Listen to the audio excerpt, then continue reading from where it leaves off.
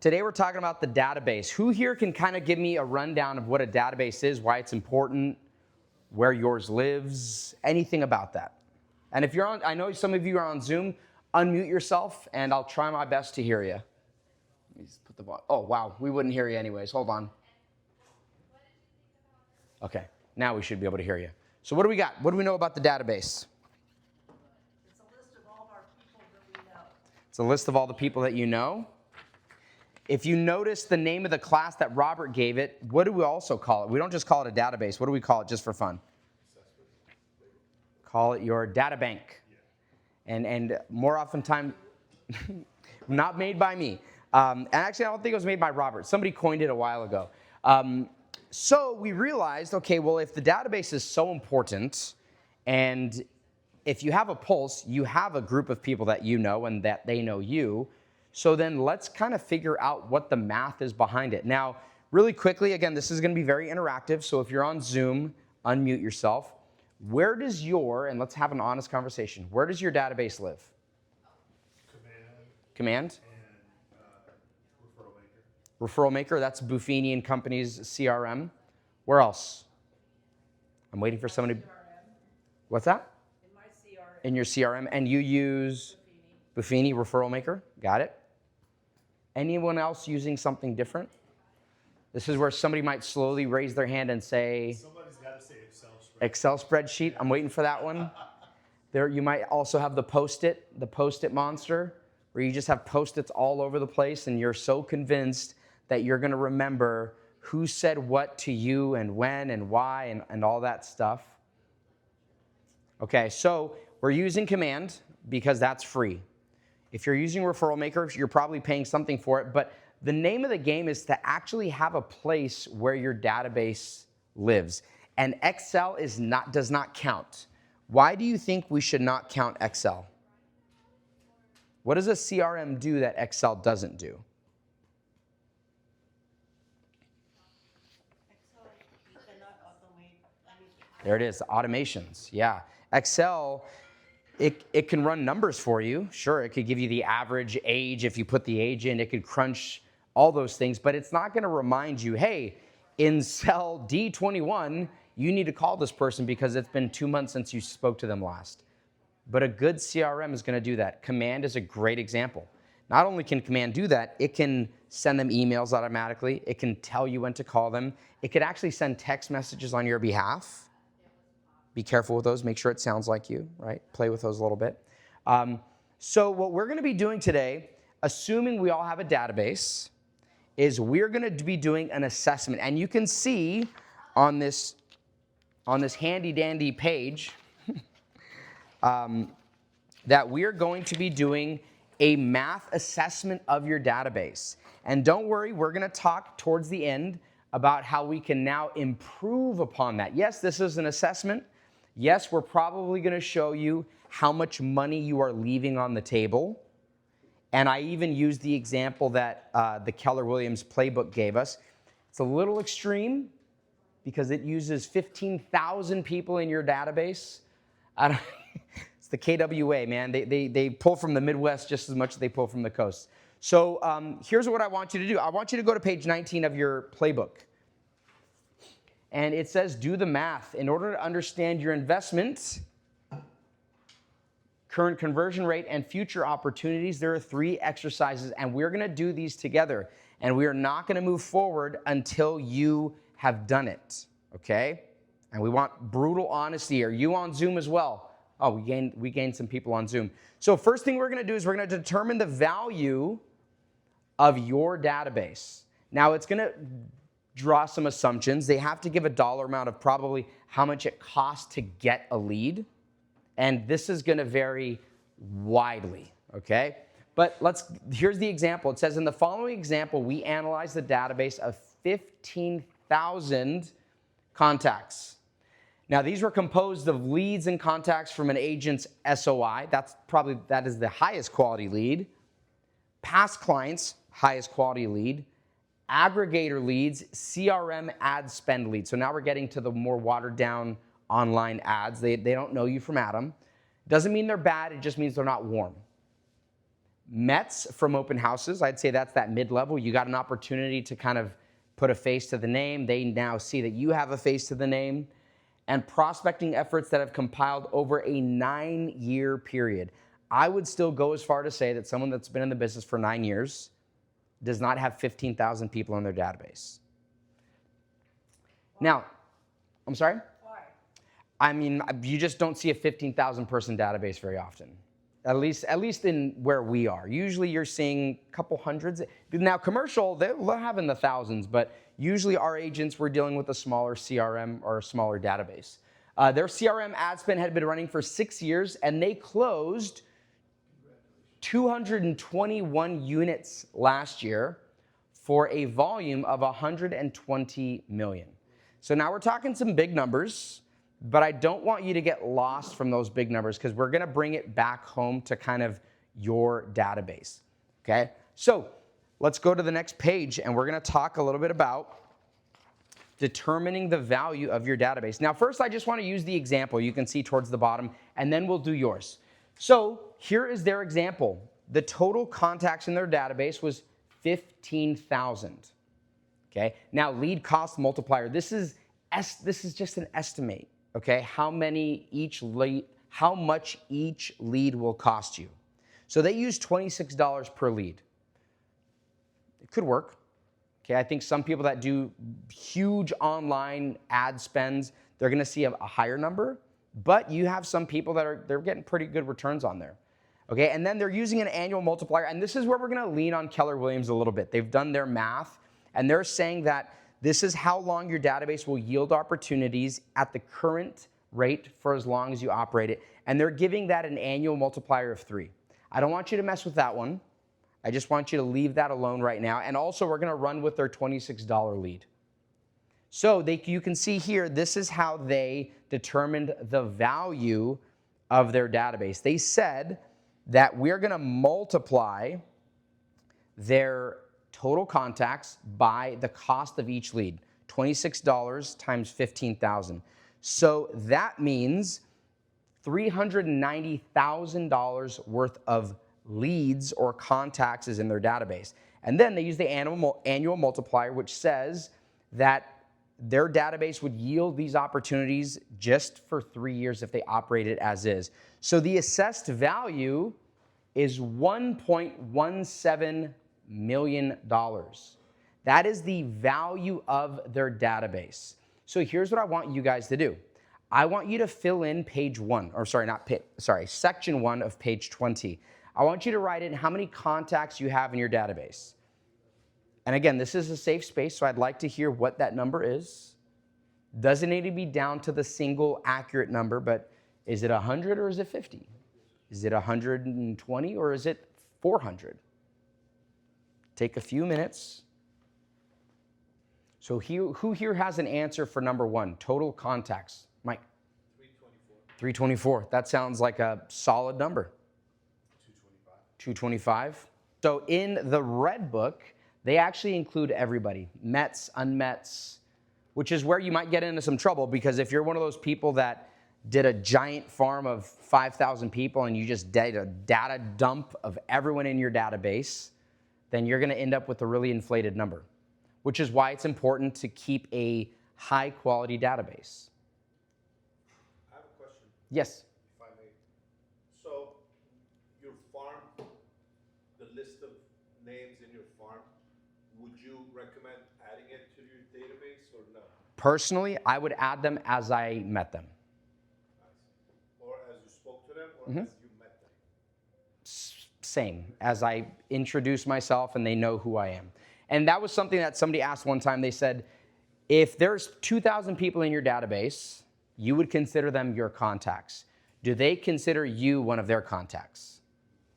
And I think that's something that kind of gives you almost a measuring stick, okay? What else? Valentina, how many do you have in your database? Around 350. 350?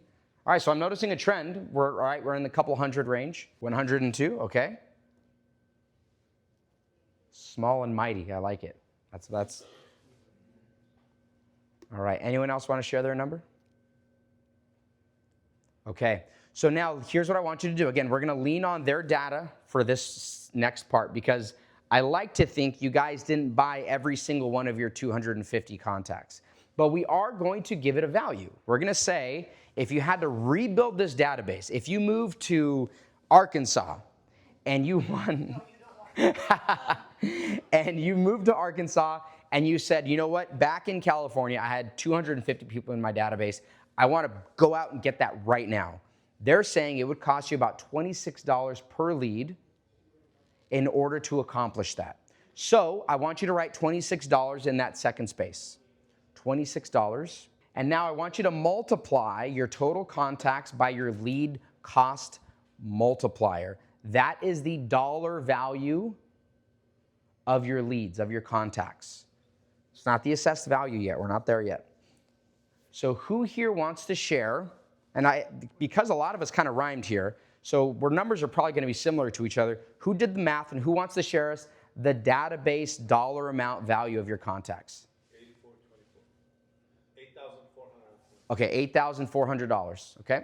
So yours was 300 and how much was it? 24. 324 times $26, and it came out to 8,400. Okay, perfect. And now what I want you to do is take that number and you're going to multiply that by 3. So $25,000 is, so if you wanted to rebuild your database exactly as it is, that is how much it would cost. You'd have to write a check for $25,000 to get that. And by the way, Mike, I'm sorry I didn't realize the answer was right here. Next to total contacts in the database, it says excluding farms and data dumps. Only count real people. So there's the answer.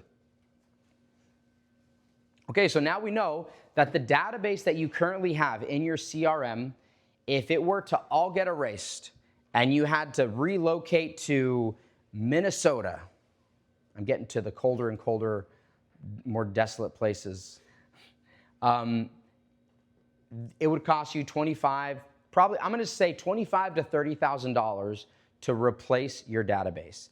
And then the question that it asks, are you treating your database like the cash asset that it's worth? Are you treating your database like it's a $25,000 asset that can give you more and more returns? Probably not. Now, we're going to start to lean into how we can go into. Now, we're going to talk about the conversion rate, and I think this is where the magic, or maybe I should say the pain, really begins to start. Okay, this is where it really starts, because we're going to now figure out what your conversion rate is from your database. Okay, so let's go back to the example first. I want to copy the example. So example is total contacts in the database, excluding farms and data dumps, right? We already talked about that. That's the only real people. So in this example, they had 15,000 people in their database, okay? And let's ignore that number first. I want to go to number 2 because this is what everyone's always wowed by. Holy cow, they did 227 transactions. That is so impressive, right? And I think everybody, this kind of goes to like the GCI conversation. People see the GCI, but they don't necessarily know what the actual profit is. Too often times an agent has high production and high expenses, and they're making the same amount as a part-time worker. So 227 transactions, that may seem amazing. Well, let's divide that by the total number of contacts. So last year they did 227, yeah, it's up there, 227 transactions out of a database of 15,000 people, which means their conversion rate was 1.5%. That's very bad. And by the way, at numbers this large, just a 0.5 point increase or improvement, their numbers start to grow tremendously. Okay, and here's the focusing question. Is 1.5% an acceptable conversion rate to you? So here's what I want you to do. I want you to take 1.5% of your database. I want you to figure out what transactions, how many transactions that would be on the lowest acceptable level. I would say that's the lowest I would not even say acceptable. I would say that's the floor. Okay, Mike? 4.865. 5 transactions. Okay. So on the bottom end okay, we're gonna say the floor, we would get 5 transactions out of our database. What else do we have? Who else wants to share some numbers? 3.5. 3.5? Okay. Okay, the number, we do what, 5 what? So what is 1.5% of your database size? And that's the number of transactions. Divide. Your database times 0.0015. 0.015.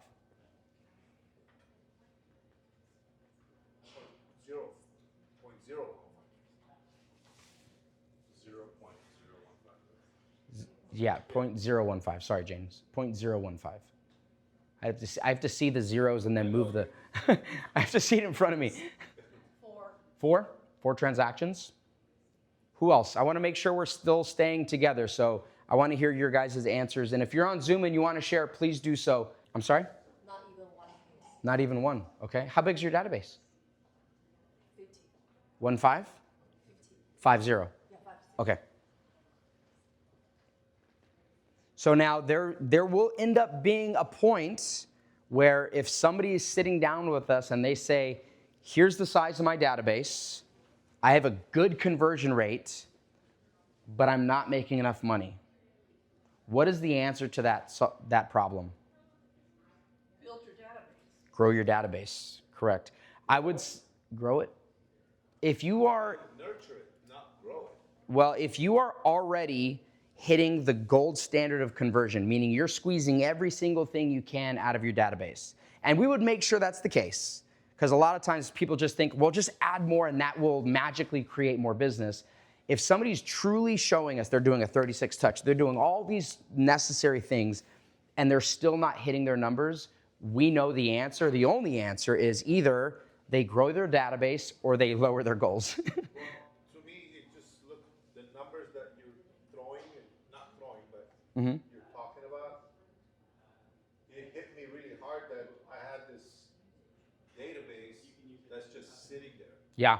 I'm not even doing anything with it. Yep. Other than occasionally sending them a text message or even like making a phone call. We're not even at the pain part yet. Right. Just wait, because we're going to start to see what an optimized database is actually going to return. Let's see. Did we hear everybody's answer of what their conversion, what their transactions would be at a floor base, the bottom level conversion rate? Okay, so now what we do here is we're going to calculate your conversion rate for your actual business. And for some of you, it might be 0 because you didn't have any transactions.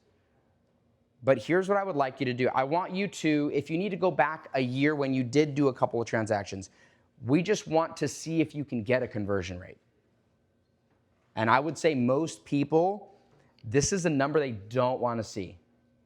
They don't want to see it. And I wish I heard more people bragging, Jane. I wish I heard more people bragging about what their conversion rate. Like, I got, 10 transactions off of a database of 100 people.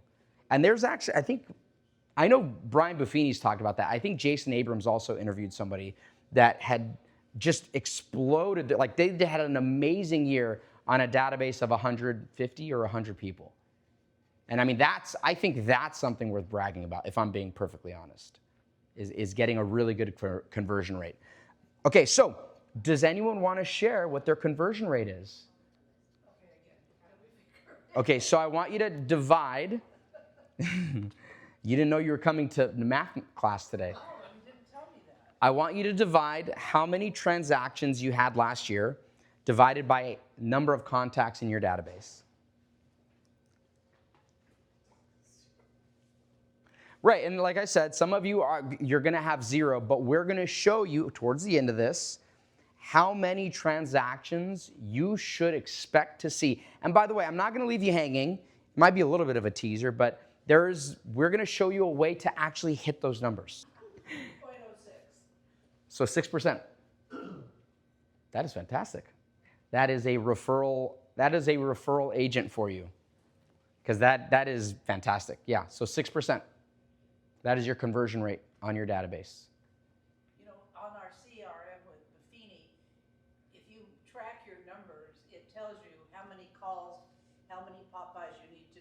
And I have a ratio of 1 to 12.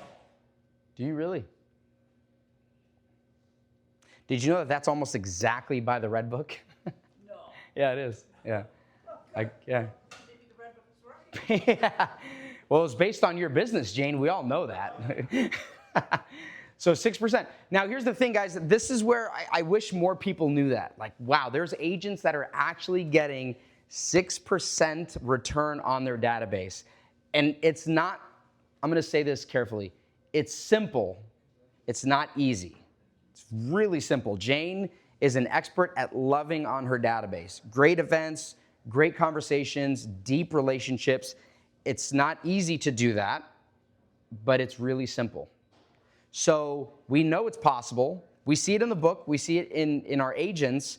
And yet we see in this example, which is a painfully accurate example, a lot of agents are out there getting a 1.5% return on their database. And how big is your database?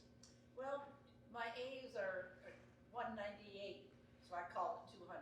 Okay. And my B's are 82. Okay. Total is 278. I love But that. if I include my C's, that's an additional 622. Okay. So you went by your actual. I went by A's. Yeah. Got it. Have we now seen, number one, how important a conversion rate is? And number two, how much opportunity it's going to open up? Because what we're now going to do is we're going to expose the financial opportunity that's right under your nose. And again, I was saying this is where the pain starts to come in, right? We talked about this, actually it's right behind me, the just imagine concept. When you're doing role play, you're going to take people to a future pleasure or a future pain, and you're going to ask them, what does that feel like? Put yourself in those shoes. So what we're now going to do is we're going to show you what type of financial opportunity is in your database that might give you some pleasure, like, oh, that's possible. It might give you some pain, like, how am I not getting that out of my database? I spent this money, I spent this time, I invested in these relationships, but I'm not following through, and I'm not essentially enjoying the harvest of my labor, the fruits of my labor. So here's what we're going to do. Let's go to the example first, okay? So this team, I think it was a team, to be honest, it's a bit large team.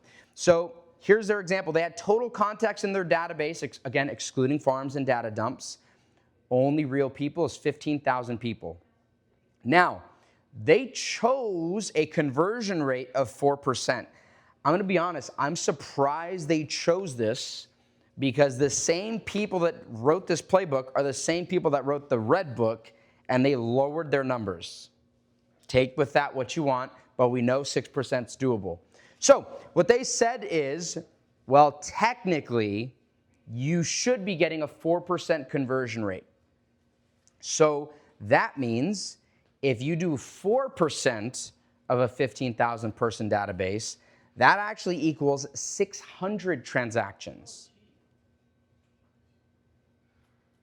So 2.5 points increase, right? They were doing 1.5 before. Now they're doing 4.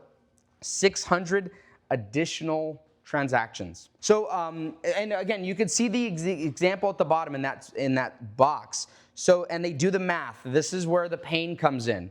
So last year they did 221 units.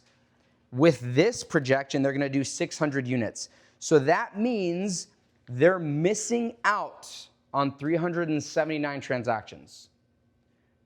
And here's the pain part. That means the volume that they are missing out on, $208 million worth of volume. And you can derive from that whatever GCI you want. It's a lot. A lot. Now here's the painful part. They don't have to add any more people. They don't have to go out and add anything. They already have it in their database. And that's the pain point that I want everyone to understand is your database already has, now we've all shared our numbers, it's already there. I would go as far to say that you don't even have to add any more people. And I say that carefully because I don't know what your database is, but hearing the numbers we heard, you don't actually have to add a whole lot more, except if you're at 50, right, we need to add a little bit more to that. But for the most part, you don't need, it's not a growth problem. Okay, this is a conversion rate problem. So here's what I want you to do. I want you to first, let's use their 4%. Even though I don't necessarily agree with it, let's use their 4%. So in space number 1, I want you to write not 15,000, the number in your database, whatever number that was. And then I want you to write in space 2, the 4% conversion rate. And you already know what math is coming next. I want you to share what your number of transactions is going to be. And who wants to share their number? 4% will be 13. 13. 6% will be 20. So, and again, we're sticking with the 4, 13 transactions. Without a doubt, assuming you're not doing all motorhomes, okay, you will cap. By halfway through that, you will have capped. Who else? 9? Still, you would cap with that. Who else has a number? What's your size is your database again? Right now it's 102. 102. Okay, so 4 transactions. Now, again, that's a perfect example of, now let's change it to 6. Let's say you're converting at 6%. And you say, Gabe, I have 100 people in my database. I'm doing every single thing right. And I got 6 transactions. But that's not enough because I want to invest. I want to do this. Then the answer is add some people to your database. Okay?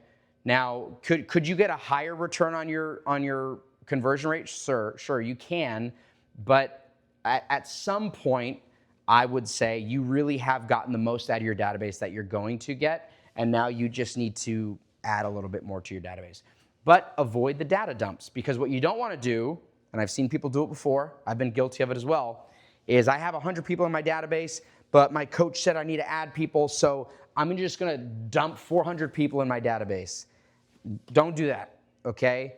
If you're at a place where you have 100 people in your database, 200 people in your database, you're already ahead. Now it's time to work on your conversion. We're going to get to that.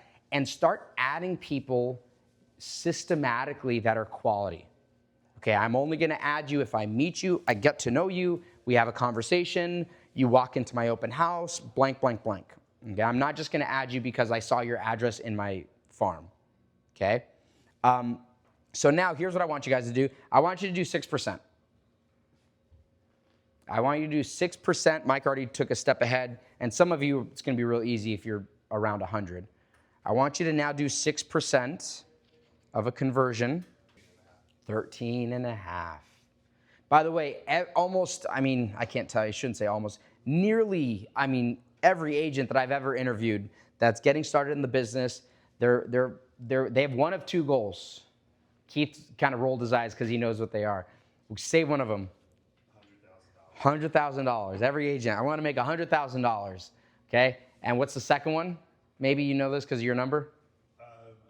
12 units. Yep, 12 transactions. 1 deal a month. That's it. And they're reasonable. The $100,000, usually that's not really based on anything. But to do 1 transaction a month, that's a reasonable goal. Like, I understand why somebody would want to do that, right? They think it's within their workload. They don't realize that 4 of those transactions happen at the same time when you're on vacation. They don't know that part, and they don't know that you're starving for a couple months. But no, 12 transactions is a really logical goal for a lot of people, and they already have that. And the reason why I say they already have that is I always ask, born and raised here, if the answer is yes, they already have the database. It's just a matter of organizing it, right? Categorizing it, labeling it, tagging it, and now you're starting to work on communicating with it. But the database is already there. And what a crazy concept. Like, yeah, hey, you get started in this business, you already have what it takes to earn 6 transactions. We just have to organize everything that you already have. Most people are like, well, what do I need to add? What lead gen sources? Do I need to get on Zillow or Realtor.com? It's like, no. It's actually already there. You just have to sort through it. Okay. Oh, sorry. Let me show the second example because I didn't like the example they gave. 15,000 was, I think, just again, it's just bigger than most agents have, as we saw here. Okay. So I gave an example that I see, 250 contacts. Okay. So 250 contacts at a 6% acceptable conversion rate came out to being 15 transactions. Again, such a healthy number. And I would even go as far to say, anticipate some of those don't close, right? The market is the market, it happens. I actually like to say 15 at-bats. So if you figure 15, if we have 250, what would our average commission be? Let's use our market centers numbers if we may. So 1.3 million, somebody wanted to calculate this, $1.3 million sales price, 2.5%. How about 2.25? Perfect, I like it. 2.25 apples. How many apples do we get? What was the dollar amount? $1.3 million.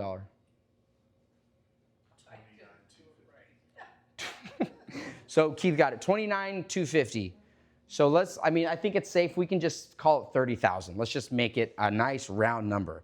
So $30,000, 15. 450,000.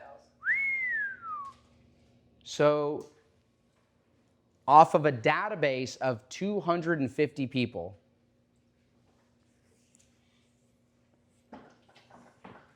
now, I personally, if you want to know how I assess someone's database really fast, is I do 5% of someone's database. And the reason I do that is because I'm not that smart. So what I have to do is I say 250 contacts, 10% of that is 25. Half of that is 12 and a half. That's the hurdles that my lizard brain has to jump through. But now it's not the 6%, but I think it gives people a really healthy idea. Because imagine you go up to somebody and you say, oh, your database is 300 people. That's amazing. That means you should be getting 30, 15 transactions. How'd you do last year? So I already know 15's in the back of my mind. And I say, how'd you do last year? And they said, oh, well, I got 8 transactions. In my head, there's alarm bells going off. Like you're missing 8 transactions somewhere in there. How can we get them? Okay, so if you want to know, I use 5%. And the reason I use 5% also is because some of those, and this is where I'm going to start talking about the red book here. So when I say the red book, that means the Millionaire Real Estate Agent book. Okay, specifically on page 186, it says here, the 33 touch program should then result in repeat and referral business at a rate of 1 referral and 1 repeat client for every 12 people in the program. So what that's basically saying is 1 out of every 12 people in your database should equal a referral. 1 out of every 12 people in your database should equal a repeat.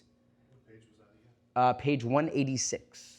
Page 186. Now, again, so it's a 12-to-2 ratio, which is already kind of strange, but what I take from that is that magic number, about the 6%. Now, the reason why I like to use this conversion rate, and I don't tell people transactions, is because even in this book it said 1 out of every 12 of those is a referral. Now, referral is the most amazing thing in the world to get. And even though the referrer has every intention that it's going to be a blessing, sometimes it's just a question. Sometimes it is a problem and they just need some advice. And yes, you build a relationship with them, but at the end of the day, it doesn't equal volume, GCI. Sometimes it's a lease. Happy to help. It's not quite going to be that $30,000. I don't know how big of a lease it would need to be for $30,000, but it'd have to be a pretty large lease.